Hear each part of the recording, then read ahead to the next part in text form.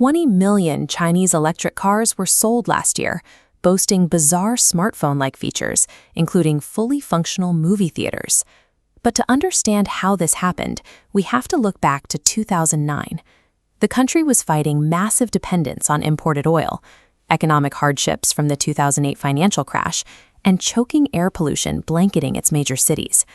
Local auto manufacturers were capable of building cars, but they lacked any brand power that could meaningfully compete against established foreign automakers running traditional internal combustion engines. This pivot to battery power did not start as an environmental initiative. It was a calculated survival strategy designed to bypass foreign oil imports and outflank foreign manufacturing competition entirely. To force this market into existence, the state handed out 200 billion RMB in financial subsidies and tax breaks directly to local companies willing to build electric vehicles. At the time, this level of investment was highly speculative. Fully battery-powered cars were mostly limited to awkward prototypes and brief, discontinued niche experiments from brands like Toyota or General Motors. The initial capital injections targeted commercial applications. This allowed local companies to easily manufacture and rigorously test massive fleets of public transit buses and city taxis. Automakers quickly realized that producing electric cars from scratch was structurally simpler and cheaper than engineering complex internal combustion engines. This flipped a massive manufacturing weakness into a price advantage. Pumping out affordable vehicles solved the production side of the equation, but getting citizens to actually drive them required aggressive manipulation of city traffic laws. Traditional gas-powered cars require blue license plates. In major hubs like Beijing and Shanghai, these plates are rationed through a competitive bidding process. Worse, owners are legally banned from driving on specific days of the week based on their plate number, facing heavy fines if they are caught on the road. Electric vehicle owners, however, receive a green plate. This grants them total immunity from the restriction system. They are permitted to drive any day, at any hour, without penalty. These combined incentives sparked a massive chain reaction.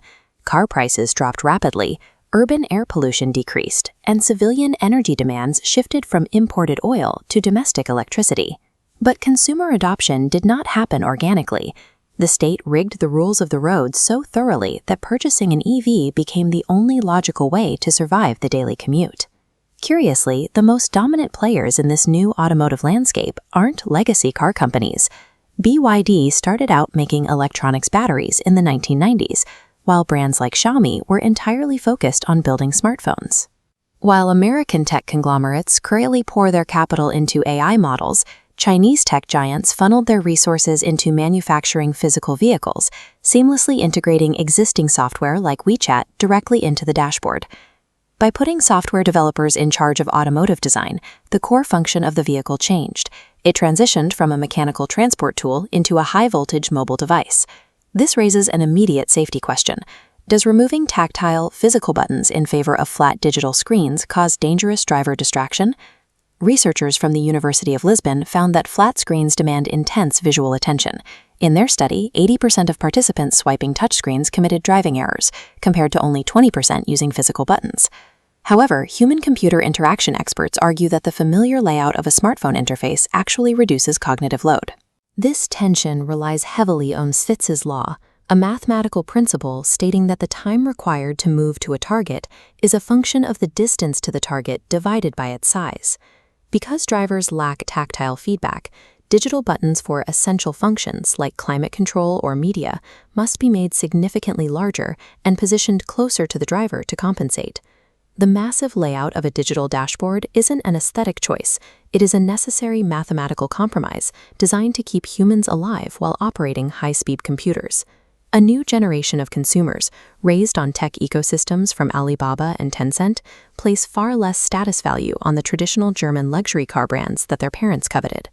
There is a distinct cultural push to anthropomorphize machines. Consumers now label traditional internal combustion vehicles as low intelligence, expecting everything from their water kettles to their daily commuters to function as smart devices.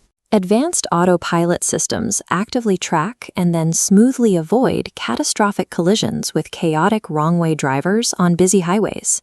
This ecosystem is expanding rapidly, pushing toward automated battery swapping stations that refuel a car instantly, and even the early testing of flying passenger vehicles. The original $200 billion gamble worked, moving an entire nation from oil-burning engines to a network of high-speed computers on wheels. If you found this breakdown insightful, like and subscribe for more deep dives into the technology shaping our world.